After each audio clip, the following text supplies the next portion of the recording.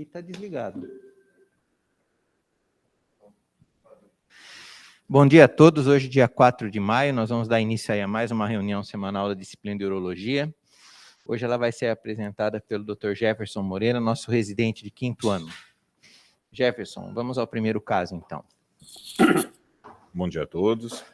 O primeiro caso é a paciente JS, de 38 anos, feminina, uma paciente com quadro de ITU de repetição, encaminhada ao nosso ambulatório, todas essas uroculturas confirmadas todas as ITUs confirmadas por meio de urocultura, aproximadamente 5 episódios no último ano.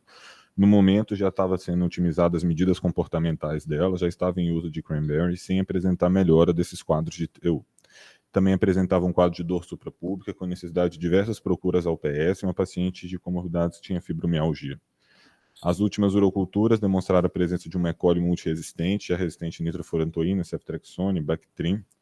Não apresenta relações sexuais há aproximadamente 2 anos, já havia em uso de amitriptilina, 50 mg, devido a esse quadro de dor crônica por fibromialgia. Tá.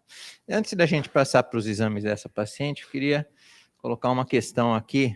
Pode ser para o Fábio. Fábio, a respeito do uso do Cranberry nesse tipo de paciente, você leu alguma coisa recentemente? Você tem alguma informação?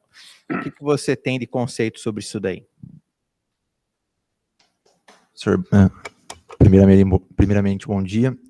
Pelo que eu li e o que tem em guideline, atualmente não tem uma confirmação de que ele tem uma eficácia. Exatamente. Inclusive saiu uma revisão sistemática bem recente a esse respeito, colocando o Cranberry na berlinda aí como uso crônico para prevenção de infecção urinária e sem nenhuma evidência mais assertiva, tá ok? Pode seguir, Jefferson. Bom, com relação aos exames laboratoriais, paciente com uma função renal estável, urina 1 em urocultura nesse momento sem alterações, com hemograma também normal. O paciente apresentou ultrassom de rins e vias, rins de dimensões normais, sem hidronefrose, a bexiga repleta, sem nenhuma evidência de lesão, e com resíduo pós-miccional desprezível de aproximadamente 15 ml. Muito bem. Não, acho que a gente poderia discutir um pouco. Então, é uma paciente que começou com um quadro de infecção urinária e envezou para um quadro de uma dor pélvica crônica. Tanto que ela foi tratada, inclusive, com amitriptilina aí na evolução. Professor Carlos, isso é comum na experiência do senhor no consultório? Esse tipo de evolução? Não é comum. O que a gente mais observa são pacientes que são tratadas em pronto atendimento de infecção urinária, mas sem exames, que vêm com esses sintomas. O mais frequente que eu vejo é isso. Pacientes cronicamente e não tem infecção urinária. No fundo, é uma dor pélvica crônica. Uma dor pélvica. Agora, eu não acho que a infecção urinária, não tenho evidência preliminar sobre isso, que é causa de dor pélvica crônica. Essa é uma associação, né? Sim. O que existe é que algumas mulheres com infecções urinárias recorrentes acabam desenvolvendo, às vezes, como um gatilho, uma hipersensibilidade vesical. Isso existe algum tipo de estudo a esse respeito. Ou mesmo de hipertonia do assoalho pélvico. E aí com dor pélvica crônica, né, secundária. Natália, foi feito um ultrassom nessa paciente. Quando você pediu o ultrassom, o que você esperava achar no ultrassom? Bom dia a todos. Acho que o esperado realmente seria um ultrassom normal, né? Mas a gente faz para excluir que tem alguma alteração, que tem alguma lesão, pode ter um cálculo vesical, pode ter um resíduo pós-miccional aumentado. Seriam coisas que chamariam nossa atenção. E uma vez que o ultrassom foi normal, você se colocaria já para tratar a paciente ou você pediria outros exames e quais exames seriam? Não, eu acho que a gente poderia já tratar a paciente sem nenhum exame adicional. Agora, pensando em aprofundar essa investigação da dor pélvica crônica, poderia fazer uma cistoscopia para procurar por úlceras de RAM, pensando numa cistite intersticial. Mas poderia já começar um tratamento.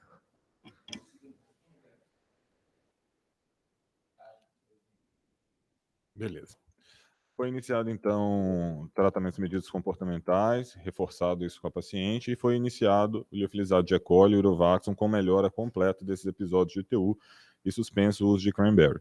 Como podemos ver aqui, por meio de guideline, existe um grau de evidência forte aí do uso desses imunoativos E para o uso de cranberry, como o Fábio mesmo já tinha dito, um grau de evidência mais baixo, assim como o uso dos lactobacilos.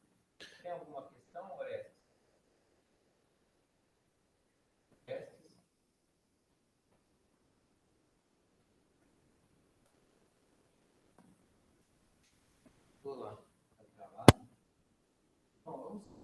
Beleza. Então a paciente melhorou esses quadros de TU, mas manteve a dor suprapúbica relacionada ao enchimento vesical. Nesse momento, como a Natália disse, foi solicitado tanto uma citoscopia, mas foi solicitado também uma avaliação urodinâmica para a paciente e realizado um diário miccional. Uma paciente aí com necessidade de micções a cada 100, 150 ml de urina, com esvaziamento a princípio completo, sem sintomas de urgência. A urodinâmica dela externa tem um urofluxo com 200 ml urinado, sem resíduo miccional e com fluxo máximo de aproximadamente 16 ml, sem contrações detrusoras na fase de enchimento, com uma capacidade cistométrica máxima de 180, sensibilidade aumentada, uma complacência preservada, sem perdas urinárias, sem distúrbios na fase fluxo-pressão.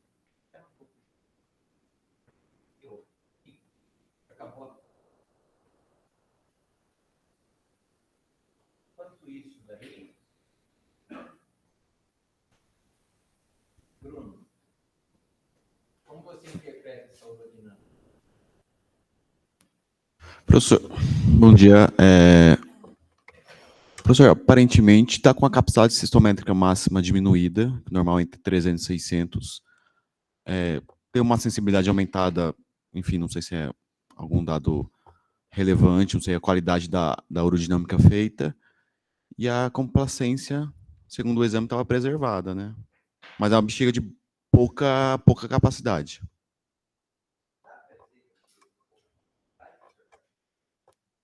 Pelo estudo urodinâmico, você mostra a capacidade cistométrica máxima diminuída. É o que você observa. Aqui você tem que dizer que tem aumento da sensibilidade e diminuição da capacidade pelo exame. Agora, alguns dados que podem aparecer, a paciente aumenta muito a dor após o exame. Isso deve ser relatado. Cássio, Pode perguntar. Cássio,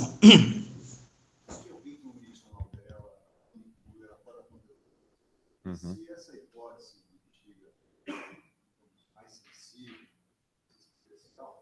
isso é um fato muito relatado da dor e muito abordado várias vezes. Como é que é esse perfil miccional dela? Tá. Então, essa paciente fez o diário miccional, realmente não tinha um horário específico, né? Ela tinha essas micções, ela precisava acordar diversas vezes à noite, inclusive, aproximadamente 3 vezes aí durante a noite para realizar a micção, tá? Mas não tinha sintomas de urgência, mas durante todo o dia mantinha esse padrão mesmo.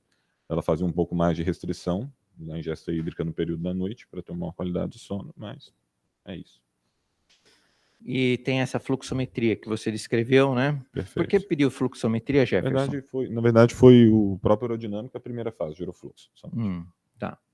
Bem, então nós temos uma paciente com uma bexiga sensível, antecedente de infecção urinária, que está sendo controlada aí com um imunoestimulante, que pode diminuir a frequência das infecções, mas o fato é que ela tem um hábito urinário muito alterado, e nós temos que propor um tratamento agora para ela. Então, Natália, agora nós temos mais informações. Você já trataria antes da urodinâmica. O que você faria com essa paciente nesse ponto aí? Ela já tomou amitriptilina e não respondeu direito. Outra coisa que pode ser tentada aqui é fazer instilações vesicais com lidocaína e bicarbonato. Pode ser associada a heparina também. Acho que seria uma boa opção para essa paciente. Uma terapia intravesical. Sim. Além da terapia intravesical, você pensaria em alguma outra alternativa para ela? Bom, tem, como eu falei, a cistoscopia e observar se tem úlceras de Hooke que poderiam ser fulguradas também. Foi feita a cistoscopia, Jefferson, na sequência? Sim, foi feita cistoscopia, tinha umas áreas de hiperemia em assoalho, tá? Os meatos estavam tópicos, ejaculando urina, colo vesical normal, mas não havia visualização de úlceras, nem lesões vesicais, mesmo na hidrodistensão. Foi feita biópsia dessa região mais hiperemiada, veio com uma cistite inespecífica somente. O senhor valorizaria esse achado na cistoscopia, doutor Carlos? Não. Não, né? Só se tiver úlcera de Hanner. Aí você fecha o diagnóstico. Específico, né? Bom, Natália, então agora a gente tem aí a cistoscopia. Então, o urotélio dela parece um urotélio que não é tão comprometido pelo que foi descrito aqui. Você iria para que lado? Eu iria para terapia intravesical. Por quê? Disponibilidade? Disponibilidade. A gente tem algumas pacientes no ambulatório que têm mostrado uma boa resposta também. Também tem algum nível de evidência em trabalhos em relação a isso, né? Juliano, fora no consultório você tem mais disponibilidades. Você iria para uma terapia intravesical também ou não? Não, acho que não. Acho que o aspecto da cistoscopia desencoraja o tratamento intravesical. Então, eu iria mais para o lado da terapia da dor crônica, com moduladores da dor, tipo gabapentina. Às vezes eu associo também, ainda associo o antihistamínico, esqueci o nome agora. Antihistamínico, hidroxizina. Hidroxizina, isso, hidroxizina. Tá, certo. Olhando o caso, assim, a minha impressão pessoal é que, tendo todas as disponibilidades, eu investiria ainda mais numa terapia da dor crônica dela, com drogas de ação do sistema nervoso central, como o Juliano. Mas no caso dela, o que foi feito, Jefferson?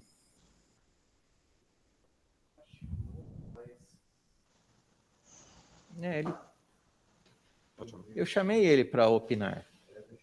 Cássio. Me ouve, Cássio? Orestes, a gente não escuta você falar. Ué, estou com o microfone aberto?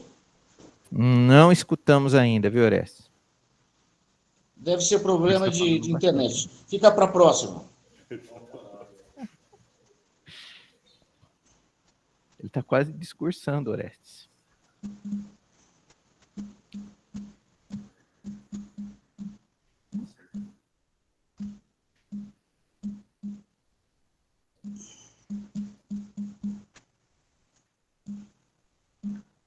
Cássio, tá me ouvindo? Acho que ele saiu, viu, Tonico?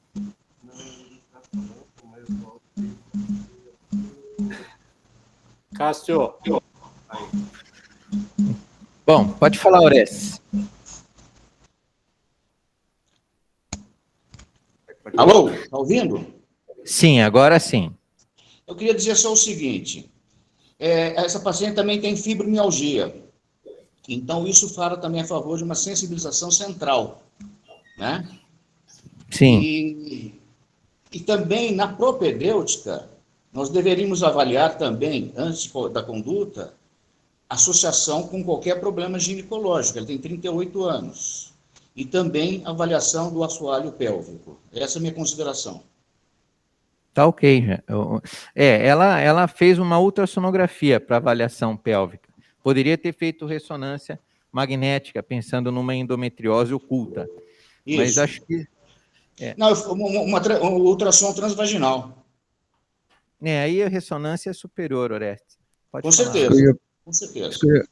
Isso que eu ia perguntar, que eu senti, assim, falta de um detalhamento, né, da dor com o ciclo, relacionando a dor com o ciclo menstrual.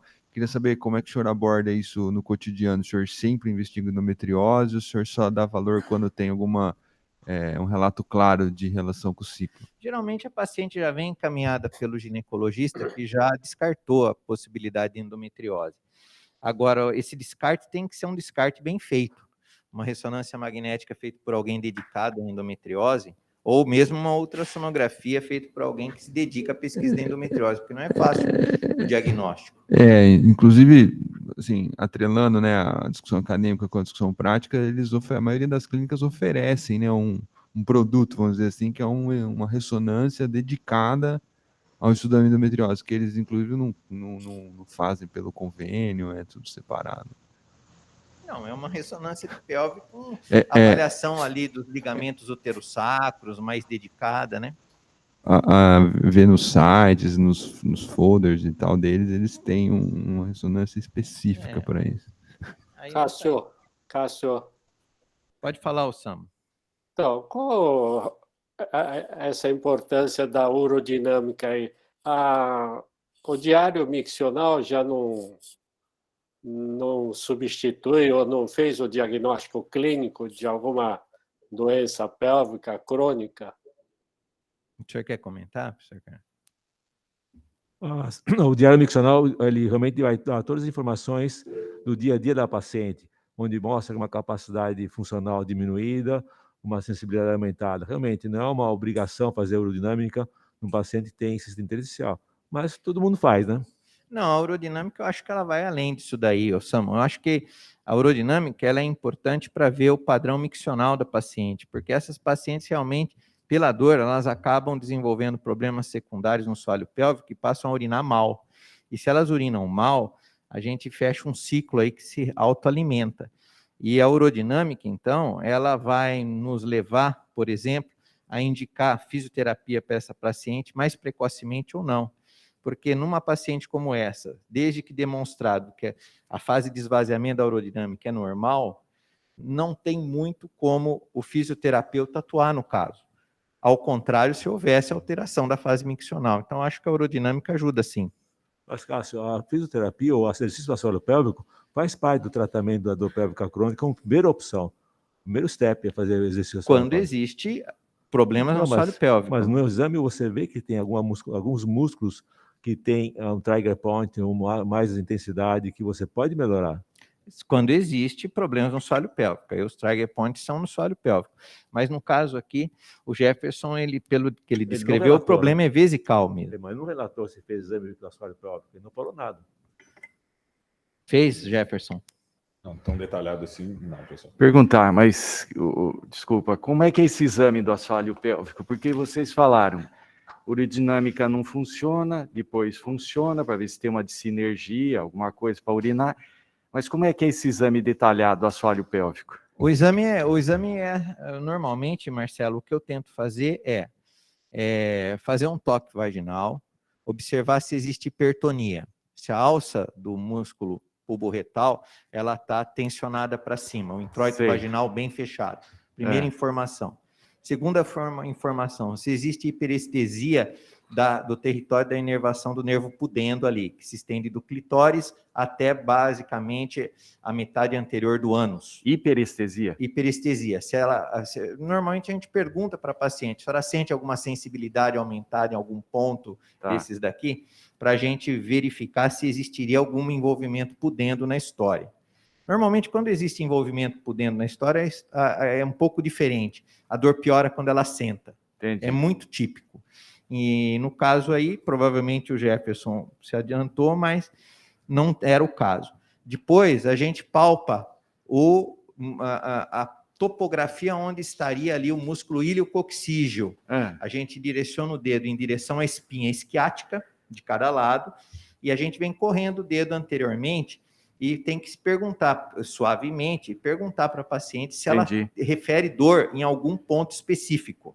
Tá, mas se ela referir dor em algum ponto específico, ou você palpar alguma diferença, e aí vai pela simetria direita e esquerda, uma área mais tensionada, aí a gente faz, às vezes, um diagnóstico de uma hipertonia ali do assoalho pélvico. E aí a fisioterapeuta pode agir com massagens mesmo.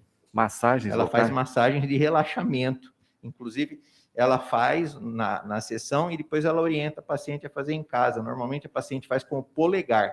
Ela introduz o polegar na vagina e fica fazendo movimentos. Entendi. Mas assim, cara, se fosse bater o martelo, você e o Dancona que estão aí, pede urodinâmico ou não pede na avaliação desses pacientes? Pediria. Faz parte ou não? Sim ou não? Você vai pedir, como eu falei antes, ele não faz o diagnóstico de dor pélvica intersticial, mas você acaba pedindo no decorrer dos exames que você vai fazer. A verdade é essa. Sim, e se eu encontrar alguma coisa no assoalho pélvico, aí existe a possibilidade de infiltrar com corticoide, analgésico, anestésico local, fazer teste terapêutico, além do tratamento fisioterapêutico, e aí a gente entra naquela seara onde não existe evidência de eventualmente fazer neuromodulação. Entendi. Né? Tá jóia. Tá, já. Obrigado. Muito bem. Mas e aí, ela foi tratada com terapia local, né? Perfeito, professor. Então, foram feitas 6 semanas de instilação vesical, uma vez por semana, uma fase de indução, e mantendo uma instilação mensal mesmo. A paciente, utilizando heparina, bicarbonato de sódio e lidocaína, ela apresentou uma melhora importante da dor, conseguindo armazenar num novo diário miccional aproximadamente 300, 350 ml sem dor, com raras agora e bem eventuais procuras ao pronto atendimento, mas assim, se ela tem dor, melhora completamente com o uso de buscopan, um analgésico simples, está bem satisfeita aí com o quadro. Muito bem, essa paciente é no nosso ambulatório, o Fábio está revisando os pacientes que estão utilizando esse trio. Juliano, você acha que ela melhorou por conta da heparina, do bicarbonato ou da xilocaína? Não faço a menor ideia. É impossível saber também. Mas, na verdade, a gente alcaliniza o meio, a heparina, teoricamente, melhora a proteção do urotélio, porque ela vai se agregar ali na superfície do urotélio, e a lidocaína anestésico local para diminuir a hiperestesia dos nervos suburoteliais lá. Né? O Miron lá, o pentosano, sulfato de pentosano, o senhor não usa? O nível de evidência cada vez mais baixo, né, à medida que os guidelines vão aparecendo. Muito bem, ela está em segmento aqui no ambulatório com aplicações mensais, né? Perfeito. O problema é que nós não temos como se desvencilhar dessa paciente. Ela continua aí, nós vamos aos poucos aumentando o intervalo, mas o fato é que ela respondeu. Muito bem, Jefferson, pode passar para o próximo caso. Bom, então o próximo paciente, MTS de 34 anos, paciente do sexo masculino, dá entrada com quadro de infertilidade conjugal. Paciente esposa procura ambulatório de Andro, então, com essa queixa de infertilidade, a esposa já com 37 anos, mantendo relações sexuais frequentes, aproximadamente 3 vezes por semana, por mais de 2 anos, sem sucesso na gestação, sem uso de métodos contraceptivos, sem uso de lubrificantes espermicidas, paciente sem comorbidades, nega cirurgia, nega criptorquidia, nega tabagismo, etilismo, uso de substância psicoativa, nega o uso de anabolizantes e mantém atividade física regular. Nega outras gestações, tanto do paciente quanto da esposa. A esposa já realizou investigação sem nenhum fator feminino associado à infertilidade, história familiar com irmãos com gestações e sem componente genético na família, nega história de trauma testicular, nega torção e refere uma dor testicular recorrente aproximadamente a cada 1 mês. Ao exame físico do paciente, nós temos testículos tópicos de aproximadamente 8 e 10 centímetros cúbicos, com epidídimo tópico e palpável bilateralmente, porém doloroso a palpação. Os deferentes são palpáveis, não tem cicatrizes testiculares, pênis com pilificação compatível com desenvolvimento puberal, sem outras características sindrômicas, e o exame físico dos demais aparelhos sem alterações, um IMC de 27. No exame físico do testículo tem a presença de veias varicosas em cordão espermático à esquerda, são palpáveis e visíveis em posição ortostática, sem veias varicosas aí à direita. Bom, vamos perguntar para o pessoal aqui. O Danilo está na reunião. Danilo, bom dia. Bom dia, doutor Cássio. Então, veio um paciente que se queixa de infertilidade, mas tem um aumento da sensibilidade dos epidídimos ali, mas a palpação normal, e tem varicocele. E aí, você valoriza um, o outro ou os dois? Os dois. Então, para esse paciente, eu começaria pedindo um espermograma. No exame físico, avaliar direitinho esse epidídimo, ver se ele tem alguma dilatação, é só a sensibilidade. E a varicocele pode explicar essa dor recorrente dele, né? Pode ser tanto uma epididimite crônica, quanto a própria varicocele, que pode desencadear essas dores desse paciente. Essas dores no epidídimo são difíceis de ser interpretadas quando não tem uma repercussão anatômica bem evidente num ultrassom, coisa assim, né? Aí o Jefferson descreveu o ultrassom, você não descreveu ainda? Vai descrever o ultrassom, a gente precisa saber o que tem nesses epidídimos aí. Pode seguir, Jefferson. Bom, então com relação, primeiro foram solicitados exames laboratoriais do paciente, função renal, hepática preservados, urinão e urocultura sem alterações, com uma testosterona abaixo do limite inferior, considerando o valor de referência, um FSH um pouco mais elevado, um LH normal. Portanto, aqui foram solicitados exames, a gente pode ver aqui no testículo esquerdo a presença de veias varicosas dilatadas, né, com um pouco de aumento do fluxo ao Doppler, aí, tanto no epidídimo, e com a alteração do fluxo aí na manobra de Valsalva, esse fluxo retrógrado nas veias bilateralmente, tanto à direita quanto à esquerda. Apesar do exame físico, à direita não haver varicocele, presente uma varico subclínica aí à direita. Portanto, então, testículos de 9,8 à direita, com aumento do fluxo Doppler na periferia e presença no epidídimo à direita aumentado, fluxo Doppler aumentado. No testículo esquerdo com fluxo preservado e presença dessas veias do plexo pampiniforme, 4 a 5 milímetros à direita, 5 a 6 milímetros à esquerda em posição ortostática, com o fluxo Doppler retrógrado bilateralmente. Tem o espermograma? Porque eu acho Sim. que fica mais fácil para discutir Perfeito. aí. Então, esse primeiro espermograma, com tempo de abstinência de 2 dias, tá? E o resultado compatível nas 2 amostras avaliadas, com volume ejaculado de aproximadamente 3 ml, um pH de 8, sem motilidade progressiva, A mais B, com motilidade não progressiva 100%, C mais D. Uma vitalidade de 10%, considerando o valor normal acima de 58, concentração de espermatozoides de 100 mil por ml. Um índice de morfologia de Kruger de 1%, sem bactérias, porém com numerosos leucócitos acima de 1,8 milhão por campo. Agora ficou fácil, hein, Danilo? Então, esses leucócitos aumentados aqui pode demonstrar uma infecção subclínica, né? Então, a gente poderia tratar empiricamente, pediria primeiro uma urocultura também só para descartar uma infecção urinária recorrente. Mas esse paciente aqui está apresentando um asteno, um anterato e também uma oligospermia severa, né? Com 100 mil por ml apenas. E ele tem um FSH elevado, ele descreveu de 9. Um hipogonadismo, provavelmente primário, né? Você acha que ele tem mais de uma causa, então, aí envolvida? Tem estudos demonstrando a presença recorrente de hipogonadismo em pacientes com varicocele, sendo que essa varicocele é uma doença progressiva, e aí alguns pacientes acabam progredindo mais rapidamente para o hipogonadismo, apesar de ele ter apenas 37 anos. Isso foi, inclusive, comentado na reunião passada aqui pelo Fernando, né, na apresentação dele, Fernando de São José do Rio Preto. Jefferson, como é que foi conduzido a partir daí? Bom, inicialmente foi realizado, então, o tratamento com doxiciclina para esse paciente e foi iniciado o uso de antioxidante para ele também. O paciente apresentou melhora da dor testicular e retorna após 3 meses com esse novo espermograma, mantendo esse tempo de abstinência, com essas 2 amostras coletadas, com volume ejaculado de 3,5. Houve uma melhora da motilidade progressiva, uma melhora da vitalidade, uma melhora da concentração dos espermatozoides, porém ainda mantendo uma oligospermia, com uma morfologia preservada, dessa vez sem leucócitos e sem bactérias. Marina, o que você faria com essa paciente? Marina está na reunião também, né? Oi, bom dia, professor. Tudo bem com vocês? Tudo bem. Bom, aqui de cara eu já pensaria em tratar essa varicocele, né? Acho que vai ter bastante benefício, principalmente bilateral, porque apesar do exame físico não ter demonstrado essa varicocele à direita, quando a gente olha o ultrassom, ele tem dilatação de 4 milímetros, né? Pelo que eu me lembro, 4 a 5 milímetros à direita também. Então, eu indicaria com certeza a varicocelectomia bilateral para esse paciente. O Ricardo está na reunião. Não, pode falar, Bia. Está desconectado. Tá. Não, está desconectado. Está desligado atrás, ó. É isso. Qual a evidência de dar antioxidante para a varicocele? Não conheço essa conduta. Por que foi feito isso?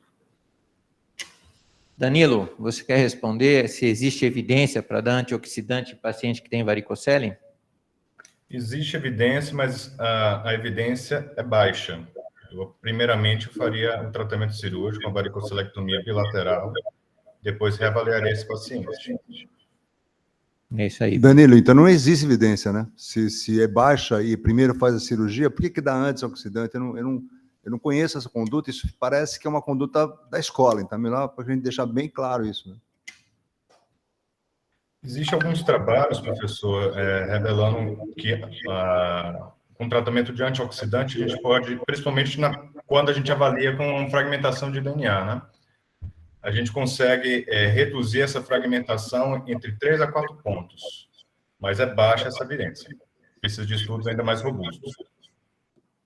Eu acho que eles vão na linha de atacar por todos os lados, Bira. Só pode ser. Porque... Mas tem que operar a varicocele, sem dúvida nenhuma. E aí, foi operado esse caso, Jefferson? Bom, foi. Então, como foi dito, realmente o uso de antioxidante em associação com antibiótico para o tratamento dessas epididimites tem um grau de evidência fraca, mas existe alguma evidência. Então, foi feita a varicocelectomia bilateral para esse paciente e a gente vê aí com alto grau de evidência, tanto para melhora dos parâmetros seminais quanto para melhora dos parâmetros do hipogonadismo do paciente. Ele retorna agora 6 meses após a realização da varicocelectomia, agora mantendo esse tempo de abstinência, teve uma melhora importante da motilidade progressiva, agora em 30%, sendo um A 10%, com uma vitalidade de 70%, uma melhora da concentração de espermatozoides para 8 mil por ml, com melhora da morfologia.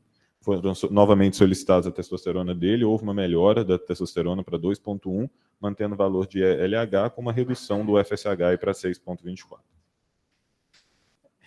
Bem, vou perguntar para o Arnold agora, que é o mais velho aqui dos que praticam infertilidade. Arnold, esse paciente, então, começou com uma oligoteratoacinospermia grave, aí foi operado, tomou antioxidante, tratou a epididimite, agora ele tem 8 milhões de espermatozoides por ml e a morfologia melhorou. Como você... E o FSH caiu de 9 para 6. Como é que você conduziria a partir de aqui? O que é essa testosterona total de 2,1 aí? 2,1 nanogramas por decilitro? Oi? Isso, é do valor que a gente usa. Valor de referência de 2,8, o mínimo. É o Donkey Arnold, é esquisito mesmo. É uma outra... Isso, é o que usa aqui no laboratório, nanograma por decilitro. Tá. Não, mas isso aí refere... Tá, bom, de qualquer forma, se eu não me engano, eu peguei um pouco o bonde andando aí, eu estava aqui no consultório, mas os testículos, eles são bem hipotróficos, né, de 9, ele tem uma disfunção testicular importante, mas com níveis assim de espermatozoides, uma óleo moderada, entre 5 e 10 milhões, é possível ainda engravidar. Em relação aos níveis de testosterona, a gente tem que otimizar, a melhor forma de otimização neste cenário aqui é gonadotrofina, apesar que a medicação é cara, daí já vem outra questão que a gente já discutiu já na semana passada, né? Mas aqui o melhor cenário para melhor otimizar a fertilidade, a saúde dele, seria da gonadotrofina. A testosterona tende a subir, porque a gonadotrofina ela é LH simile, ela age diretamente nas células de Leydig, e ela é até 10 vezes mais potente que o próprio LH, e FSH e LH deles vão cair, consequentemente, entrando em níveis até melhores. Então, é isso que eu faria. Se possível, no caso, eu não sei como é que é o caso, é a questão só de qual que é a queixa dele para a cirurgia da varicocele. Como descobriu isso? Infertilidade ou era sintomático? O que era? Infertilidade. Então ele deseja ser pai agora logo. Então, teria que otimizar os níveis de testosterona. O nosso alvo seria entre 500 e 900 nanogramas por decilitro de testosterona. Se resetar o FSH, se o FSH cair para níveis menores do que 1,5, acrescentaria FSH recombinante também, que é outra medicação muito cara, mas que isso tem dado, sim, dados, estudos que são muito favoráveis, até mesmo no mestrado a gente tem demonstrado isso, e isso aí por pelo menos 3 meses. Agora, e acompanhamento para ver a evolução hormonal de mês em mês. Cássio, pode uma perguntar, pergunta, Marcelo. aproveitando os 3 especialistas. A gente fez a varicocele, melhorou um pouco, ainda é uma oligospermia importante. Nessa fase, você tem espermatozoides que podem ser separados. Qual o valor da fertilização assistida agora, já que o casal procura vocês no laboratório para ter filhos? Você pega um paciente obeso, que você vai tentar todas essas medicações e tal, eu acredito, opinião muito particular, a resposta vai ser pouca. Vocês indicariam a fertilização assistida agora? Separa espermatozoide e joga no momento da fertilização? Acho que Qual que é a idade do casal, desculpa? Ele 32, esposa 37. Esposa 37 anos. Quer responder, Arnold? A questão maior aí é a idade da esposa, né? E eu não sei qual é que é a fertilidade dela. Se ela tem um ciclo menstrual regular, qual que é a avaliação do ginecologista, qual é a reserva ovariana dela. Então, tem essas questões muito importantes para se pesar. Se a esposa tivesse seus 28 anos com uma fertilidade boa, eu não indicaria reprodução em laboratório. Eu acho que teria que tentar, porque é um cenário muito favorável. É possível engravidar, sim, nesses cenários. Até a idade da mulher, quando ela é jovem, os óvulos jovens podem restaurar, tá? Tem estudos franceses demonstrando isso, que um óvulo saudável, jovem, pode restaurar pequenas danificações do DNA espermático. Agora, no cenário com uma mulher com 37 anos, já teria que conversar bem, discutir bem o cenário com o ginecologista para a gente tomar uma decisão em conjunto. Tá? Então, talvez, já indicaria sim, mas aí poderia até tentar uma FIV, que é uma fertilização in vitro, uma forma mais barata, que usaria o ejaculado, sem necessidade de extrair espermatozoide do testículo. Né? Agora, antes, também, se possível, eu avaliaria os benefícios da correção da varicocele quanto um espermograma de fragmentação do DNA espermático. Se tiver baixa a fragmentação do DNA espermático, ou seja, houve uma boa correção, só que esses benefícios são depois de 3, 6 meses, até 1 ano depois da cirurgia, e aí que pesa a idade da mulher mais ainda, no que a gente vai conduzir. Então, o cenário é bem complexo e tem que fazer uma avaliação também da parte feminina para a gente poder definir. Vai para a reprodução em laboratório, com a FIV, ou a gente espera e eles conseguem engravidar de forma natural. Então, não dá para ter, não é muito certeiro isso, tem que ver um contexto geral. Você tem mais informação do caso? Segue com o caso um pouco, ou espere um pouco, Marina, porque acho que esse caso tem mais informação, né, Jefferson? Isso. Arnold, só te respondendo, então, foi feita toda a avaliação feminina, só não foi feita realmente a densidade dela de células aí para reprodução, que realmente ela não foi feita essa parte. Tá? Então, realmente foi iniciado então, o uso de HCG recombinante para esse paciente, com grau de evidência alto. Ele apresentou aí, né, uma melhora importante aí com uma melhora principalmente da concentração, melhora da testosterona, um pouco de redução do FSH, porém ainda dentro dos valores de normalidade, com manutenção aí da motilidade progressiva. Muito bem. Até aqui coisas que o urologista poderia ter feito, né, em tese. Mas pode seguir, Jefferson. O caso está assim? Não engravidou ainda? Não, aí, beleza. Daí foi para fertilização natural. O paciente não tinha condições, então, para reprodução assistida, optou por manter aí a tentativa por uma fertilização natural e dentro de 1 ano conseguiu o sucesso de gestação. Foi oferecida a fertilização assistida Foi. como alternativa, só para eu aprender. Para mim é um campo... Foi. Devido à idade da companheira dele, da esposa, foi oferecido. Foi falado que eles tinham chance, mas que a chance de fertilização era um pouco menor, mas eles optaram por seguir porque eles não tinham condições financeiras mesmo. E deixou a natureza agir. Exato. Tá bom, obrigado. Muito bem. Marina. Marina? Oi, professor. Veja, em vários momentos desse caso dá vontade de fazer fertilização assistida, mas eu vi que vocês discutiram muito essa questão da avaliação genética.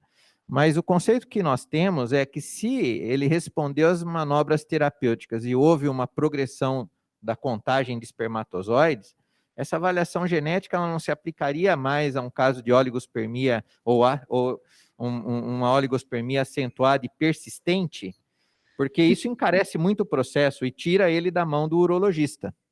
Encarece o processo. Eu acho que naquele começo, com aquele espermograma de 100 mil, né, e depois 2 milhões, 1 milhão, agora eu não estou lembrada dos 2 primeiros, eu pediria, sim, cariótipo e microdeleção, porque é o que está no guideline, né, abaixo de 5 milhões, se não me engano é o da EAU que fala, e abaixo de 1 milhão o da EUA. Mas depois, como não pediu, com aquele novo espermograma de 8 milhões, eu já não pediria, não. Eu já seguiria o baile. Mas ele tem varicocele, tinha varicocele para operar, vai pedir avaliação genética em toda a varicocele agora? Isso é um ponto que a gente pode discutir. Discutir. Discutível. Chamar aqui alguém para discutir, porque realmente, na minha opinião, não tem indicação. Alguém teria algum comentário? O Bira que está se coçando na cadeira? Acho interessante, é muito bom a gente ver as alternativas, novas ideias, né? As novas tentativas de talvez não ser mais invasivo com o paciente, mas tem alguns resultados clássicos, né? Que a varicocelectomia é indicadíssima nessa situação. Acho que ainda não caiu por terra essa prática cirúrgica, né? Senão a gente vai começar a derivar um pouquinho mais para cá e para lá, mas eu sei que a evidência também, os estudos são históricos, né? Mas ainda a varicocelectomia aí pode-se entrar na questão da técnica da varicocelectomia, mas nesse caso, varicocele mais infertilidade, acho que a alternativa cirúrgica é clássica. Arnold, último comentário para a gente seguir para o próximo caso. Não, eu só ia comentar que realmente eu não pediria a parte genética nesse cenário, porque eu sabia que haveria benefícios na correção da varicocele. O problema maior é o tempo de benefício para isso, porque a espermatogênese demora aí pelo menos 3 meses, arredondando aí, né, que é 60, 70 dias. Então, faz a cirurgia, vai ter um benefício lá na frente? Vai, mas realmente o indicado seria a cirurgia. E se persistisse, sim, uma oligosevera ou uma criptosomia, que era lá no início de 100 mil, teria indicação de investigação genética, mas naquele cenário eu não indicaria pesquisa genética, porque ela é muito caro. E a melhor cirurgia é microcirurgia subinguinal, com ampliação de microscópio. Tá. O conceito que eu tinha é após a varicocelectomia, 9 meses até. O João, quer perguntar alguma coisa, João? Professor, só uma dúvida aí, Jefferson. Qual dose de HCG e quanto tempo vocês utilizaram? Jefferson. Ele começou com 6 cliques e manteve isso. 6 cliques. Tá. Explica para o Marcelo, que ele não sabe. Você vira... É uma caneta, né? Peço minha ignorância, pode falar. Quantos microgramas tem por clique? Não sei, professor. Não sei. 10. Explica, Arnold, para a gente aprender. A caneta de Ovidrel, o HCG, ele tem 250 microgramas cada caneta. Cada clique, que são 25 cliques, tem 10 microgramas. Então, a gente tende a tatear. Isso totalmente off-label, não está na bula, é uma tentativa. Não há um protocolo no mundo, então há vários estudos com doses diferentes. E aí a gente faz muito isso na Androfert, lá que o Sandro faz, a gente tateia. Se os níveis de testosterona forem muito baixos ou o testículo for muito pequeno, menos que 8 ml, a gente começa com 8 cliques. Então você roda, na base dele você roda e você faz 2 vezes por semana. Entendi. Obrigado. Tá. Bem, eu acho que esse caso tem alguns ensinamentos, tem o resgate da varicocelectomia, do tratamento da epididimite crônica, eu acho que e que a gente tem que usar aí as armas com bastante critério, principalmente essa parte genética, porque isso encarece bastante o processo para o paciente. Vamos partir para o próximo caso, Jefferson. Beleza, paciente JACF, de 27 anos, paciente masculino que dá entrada com um quadro de hemospermia há 4 meses, paciente encaminhado na neurocirurgia, com esse já há 4 meses. Ele tem um pós-operatório tardio de meséreas de um hemangioblastoma de fossa posterior em 2018, com a necessidade de uma DVP em 2017, e no momento mantém lesão residual do hemangioblastoma em seguimento com a neurocirurgia, esperando o melhor momento para operar. Paciente hipertenso, só tem de relato familiar que o pai faleceu devido a um tumor cerebral precocemente, aproximadamente 30 anos de idade. Paciente aí com testículos tópicos, palpáveis bilateralmente, diminuídos de tamanho, com epidídimos palpáveis, aumentados de tamanho, com nodulação. Os deferentes palpáveis bilateralmente e sem presença de varicocele. Traz exames laboratoriais, urina, urocultura sem alterações, função renal preservada, sem discresias sanguíneas, coagulograma sem alteração. Então aqui vem só no guideline da hemospermia. Posso continuar? Não, eu ia perguntar para o Bruno o que ele faz numa hemospermia. Você já vai dar a resposta para ele? Bruno, hemospermia, ele tem esse antecedente estranho. Tem 2 coisas que me chamaram a atenção aqui. O pai teve um tumor cerebral e ele também teve um tumor cerebral. Isso é uma coisa relevante. Mas ele tem hemospermia, e daí? Como investiga uma hemospermia? Então, professor, a hemospermia acho que depende do número de episódios. Se um paciente com um episódio único abaixo de 40 anos, tem a opção só de observar. Porém, ele é um paciente jovem com diversos relatos de hemospermia. No exame físico, aparentemente tem esse epidídimo com nodulações, eu acho que partiria para um ultrassom. Faria um ultrassom para investigar Isso. o epidídimo. Marcelo? Ô Jefferson, ele teve o tumor e pôs uma válvula de derivação ventrículo peritoneal, é A isso? válvula foi prévia à ressecção do tumor devido à presença de hidrocefalia. Foi passada a válvula inicialmente, daí foi operado o tumor de fossa posterior. Eu acho esse antecedente valiosíssimo, porque ele está acamado, ele anda, joga bola. Anda, joga bola, sim. E tiraram o tumor dele e ele está Tiraram, mas tem totalmente massa normal. residual. Ele tem um pouco de sequela em membro superior, membro superior, um pouco de afasia, mas assim, ele ainda se comunica, anda, sem problema nenhum. Nossa, mas para mim foi marcante, jovem, com tumor cerebral. Ele usa antiagregante ou não? Não, não usa. Tá, obrigado. E aí o coagulograma ele descreveu como normal. Bem, o que foi feito na investigação? O Bruno pediu ultrassom. Bom, perfeito, como o Bruno disse, o guideline, a orientação é direcionar de acordo com o exame físico do paciente, né?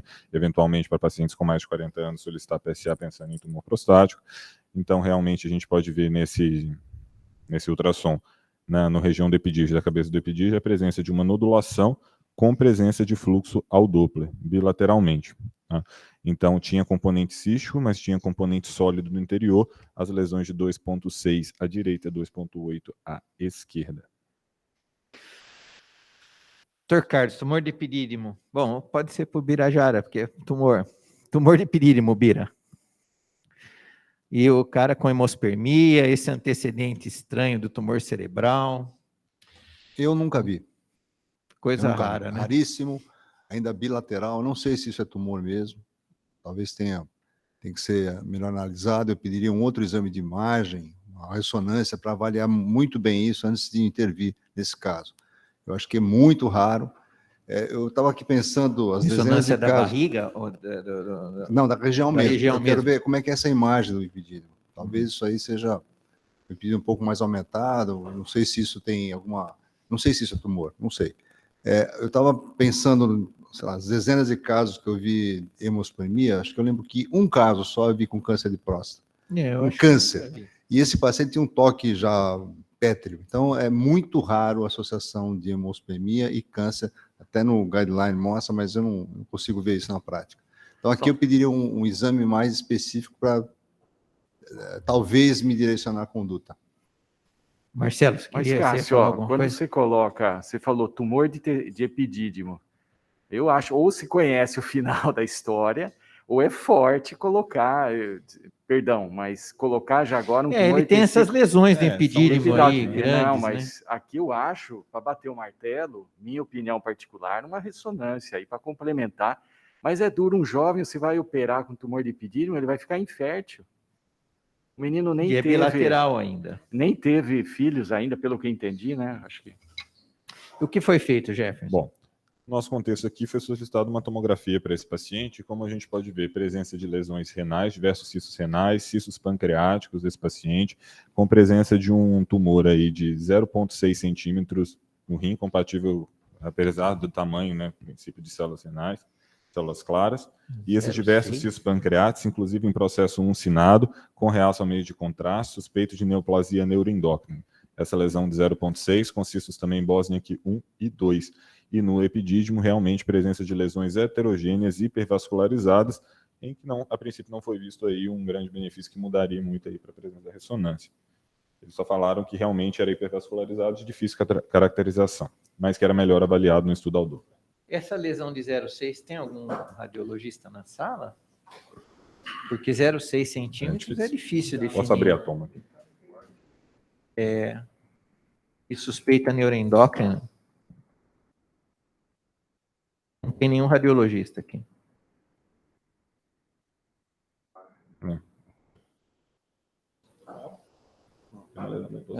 Tá. Vocês viram lá a lesãozinha? Uma lesãozinha exofítica ali. Agora, Bira, foi feito tomografia em vez de ressonância.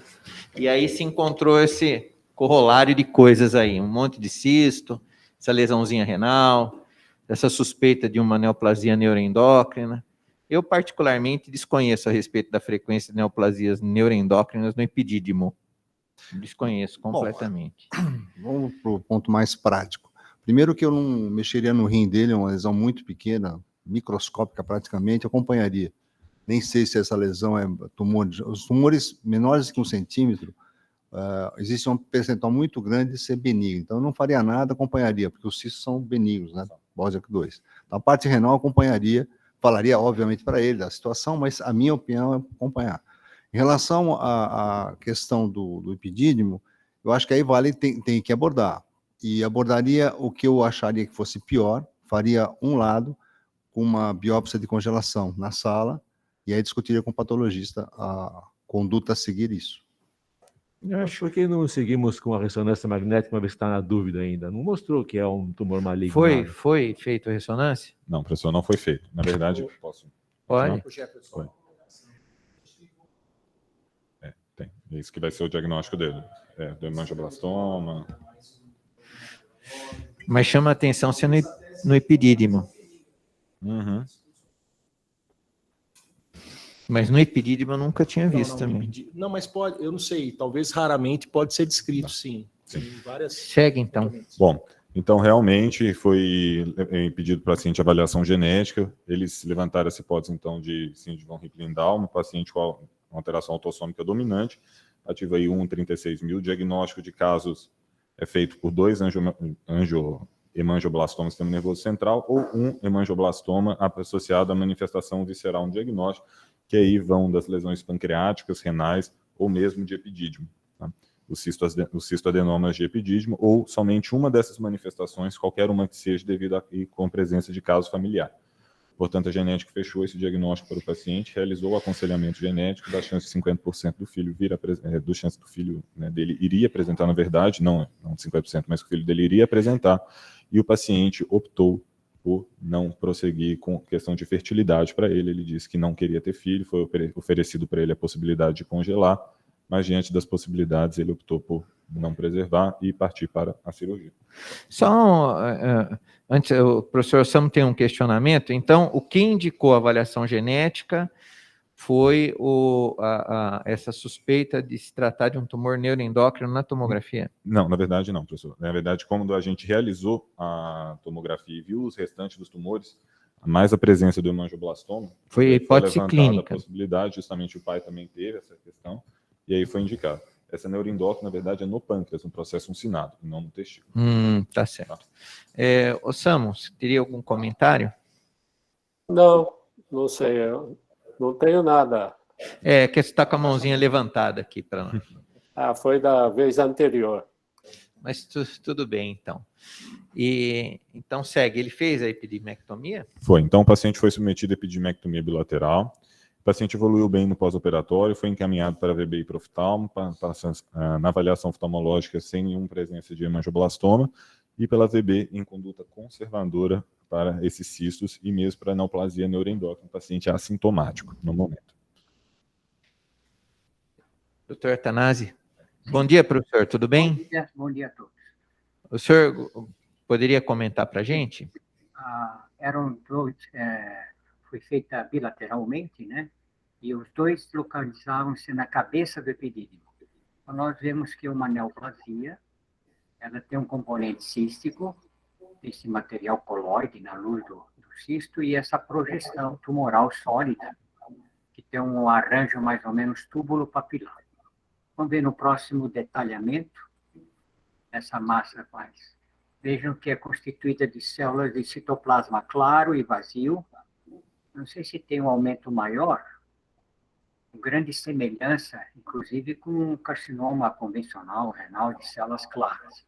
Mas essa neoplasia, ela é benigna, não existem atipias, não existe caráter invasivo. Próximo, o diagnóstico dessa neoplasia é de cistadenoma papilífero do epidídimo. Ela é uma neoplasia benigna, localiza-se preferencialmente na cabeça do epidídimo, como é o presente caso. A idade média dos 16, 76 anos, esse rapaz tinha 27 anos, né? E essa neoplasia, ela pode ser esporádica ou associada à síndrome de von Hippel-Lindau. E aqui tem um dado importante, né, para nós. Inclusive, mesmo que eu não tivesse a história, eu diria, pelo fato de ela ser bilateral, que deve ser pesquisada a doença de von Hippel-Lindau. Então, essa bilateralidade é realmente característica da associação com a síndrome de von Hippel-Lindau. Veja, no epidídimo, que seria o mais comum, seria o tumor adenomatoide, né?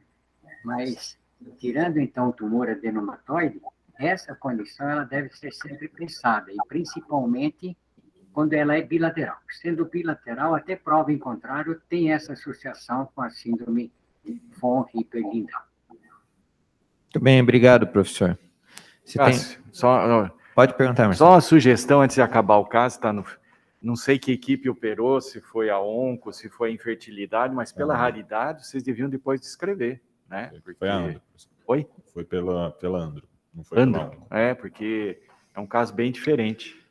É um caso bem diferente. E a pergunta que não quer calar, se melhorou a hemospermia dele depois de tudo isso. Melhorou, o paciente teve melhora completa. Melhorou. Acho que é um caso que traz muito ensinamento. Wagner, com relação à síndrome si, as implicações oncológicas, o paciente é muito jovem, até para os alunos aí. Como é que a gente vai fazer o segmento dele? O que pode derivar essa síndrome? Tem lá a questão da neurocirurgia também. Então, essa síndrome ela é muito importante na urologia, porque o gene do VHL, o Vorriplindor, toda a imunoterapia, a terapia alvomolecular foi descoberta em cima dessa síndrome, né? Mostrando o componente genético do tumor renal.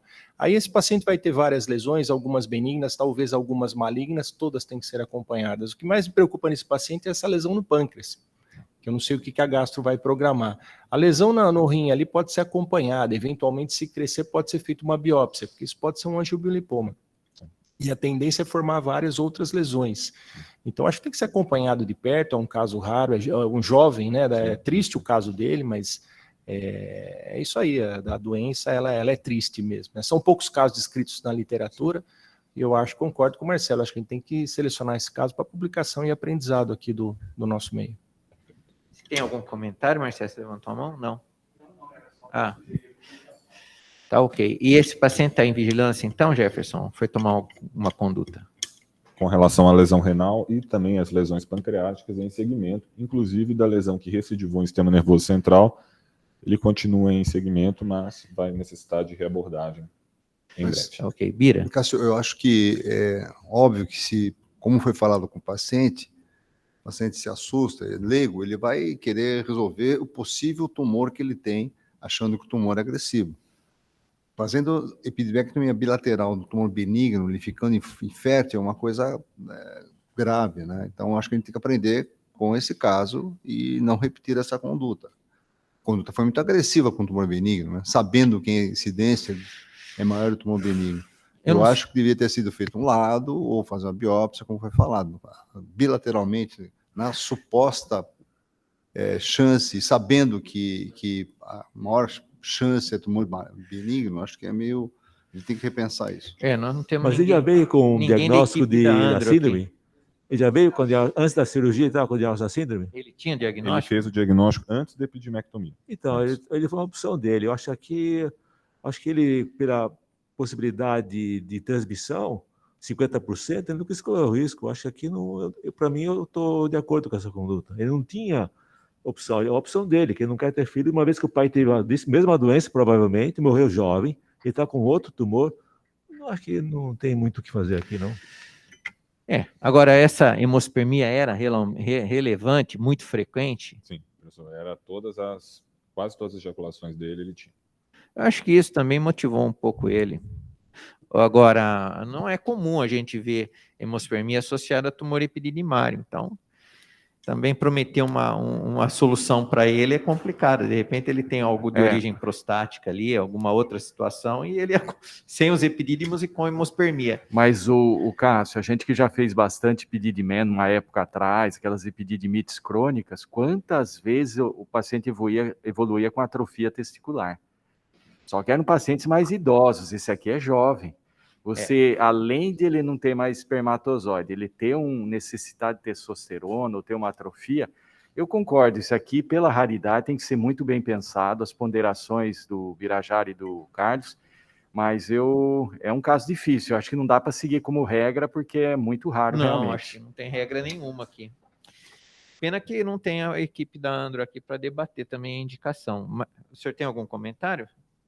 Se o testículo ficou pequeno após a perectomia, é problema técnico, né? Bom, de atrofia, sempre existe a chance. Você tem mais informações desse caso, Jefferson? Está em seguimento. Ótimo. Acho que são 8h30, nós discutimos 3 casos muito interessantes. Eu agradeço aí a participação de todos e convidamos a todos para a próxima reunião da disciplina de urologia na próxima semana. Esses casos vão ficar no nosso repositório lá no canal do YouTube, youtube.com/urologiaunicamp. Eu convido todos a visitarem o canal e aprenderem com os casos antigos que nós temos lá guardados. Muito obrigado, bom dia, bom trabalho.